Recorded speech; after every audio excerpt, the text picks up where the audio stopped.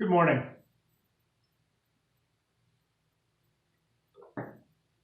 So back in January, I talked about growing potatoes from store-bought potatoes.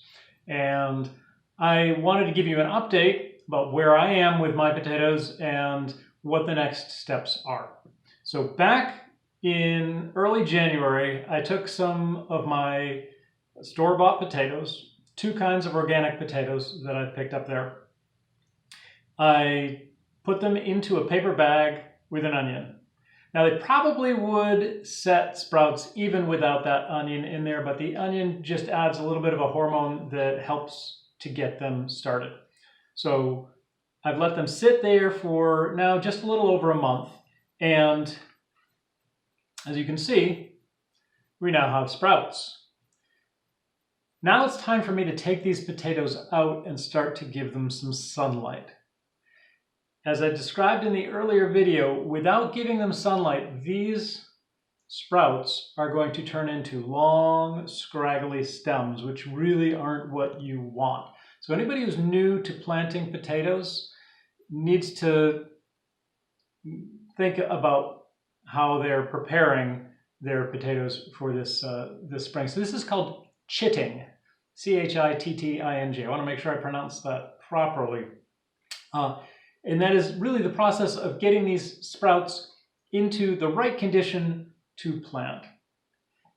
So as you can see, I'm getting there with these. We now have sprouts. They haven't, fortunately, started to shoot up like crazy yet. And so what I will now do is I'm going to take these potatoes and I'm just sort of setting them into an egg carton. You could use the bottom part of the egg carton if you've got smaller potatoes. I happen to have larger potatoes. So I'm setting them in here, giving them a little bit of space. The egg carton prevents them from becoming too damp on the bottom. You don't want to set them on something hard because they can start to mold. And I'm setting them with what's referred to as the rose end, which is the end that produces the most of these buds. I'm setting them with that facing up. So that's going to get some sunlight. I'm just going to put them in a window because they don't need to sit under my grow lights. They don't need to be taking up space down there. They can just sit on a windowsill and start to bud out. Some of them haven't really started too much, but I can tell which end is going to have the most buds on it now. And so I can put that facing up. And so that will get some nice sunlight. The larger ones will eventually probably be cut, in this case, probably cut in half. And I will let them sit, after I've cut them, let them sit for a couple of more days so you get a callus on that piece of potato before you go and you plant it.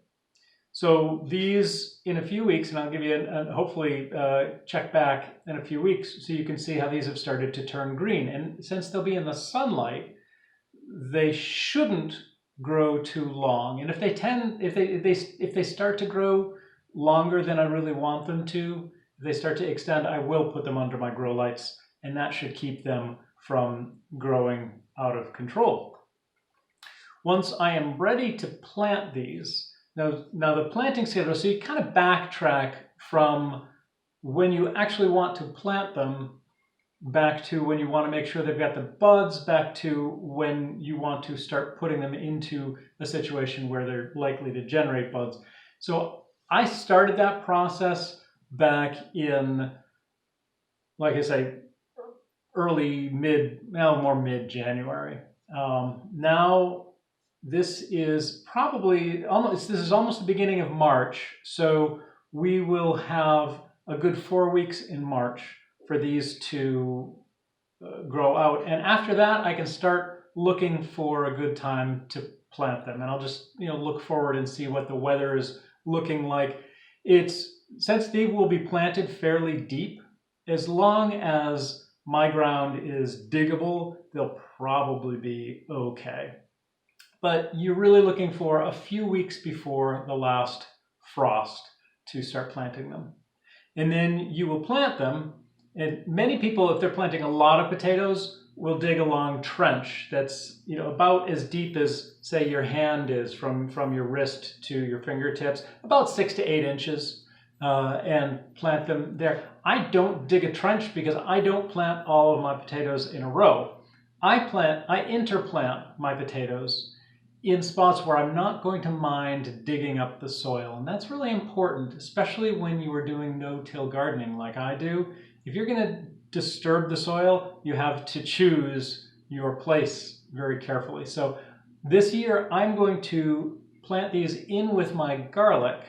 So when I pull up my garlic, it shouldn't disturb the potatoes too much. And at that point, I will probably add additional mulch to make sure that my potato plants are covered and the potatoes aren't going to be turning green.